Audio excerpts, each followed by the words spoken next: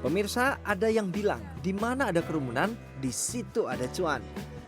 Kalau dipikir-pikir benar juga sih, mulai dari pasar sampai momen unjuk rasa, semua ada peluang bisnisnya.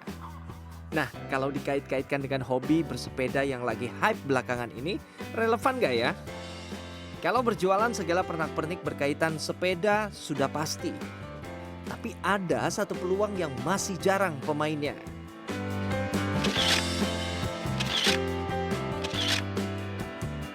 Ya, menjual jasa fotografi spesialis para pegoes. Salah satu yang sudah melakoninya ialah Peksi Cahyo. Sebagai seorang fotografer olahraga, namanya sudah cukup dikenal di kalangan atlet dan sport enthusiast. Namun kali ini, ia aktif memotret pesepeda bersama dengan teman-teman seprofesinya setiap akhir pekan.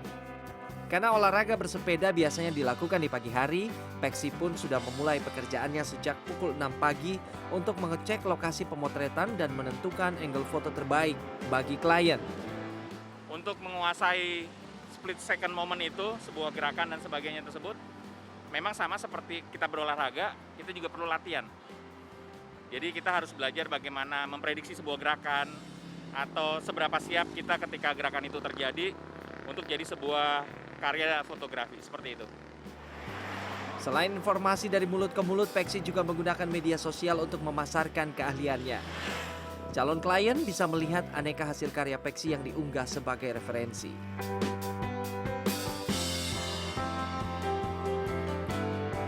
Berbeda dengan Peksi, Wito Nugroho memilih memadukan hobinya bersepeda dengan keahliannya dalam fotografi.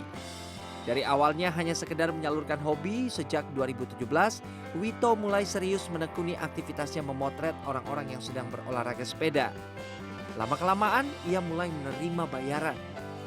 Bila dulu Wito hanya mendapat order 2 kali dalam seminggu, kini hampir setiap hari jasanya disewa komunitas sepeda atau perorangan. Ya biasanya gue lebih integrated sama satu komunitas sih, atau satu orang yang hire. Dia lagi mau ride di mana gitu. Kalau sekarang ada yang hire setahun, terus ada yang lainnya ya harian aja, maksudnya per event, per datang. Masih nggak percaya kalau jasa fotografi khusus pesepeda ini terbuka lebar peluang bisnisnya? Kita dengar ya pengakuan para pengguna jasa fotografer pesepeda. Ya untuk sosmed aja atau enggak untuk kita grup kita ada klub gitu. Ya untuk kita aja, untuk dokumentasi kita aja. Oh gitu. Ya. Biasanya berapa Mbak kalau nebus kayak gitu? Kalau kemarin itu kita karena belum terlalu seperti sekarang ya, yang kalau 500 sampai 1 juta.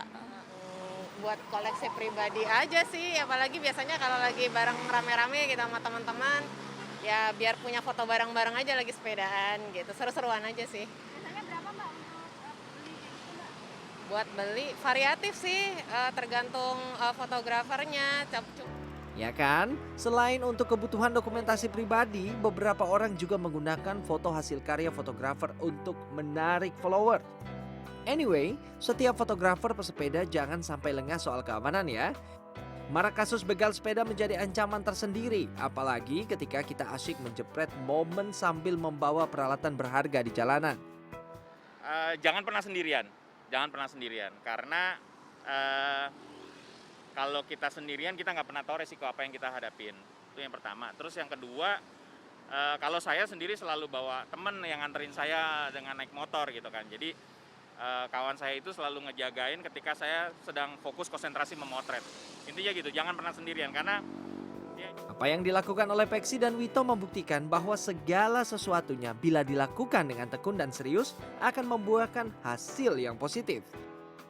Tim Liputan CNN Indonesia.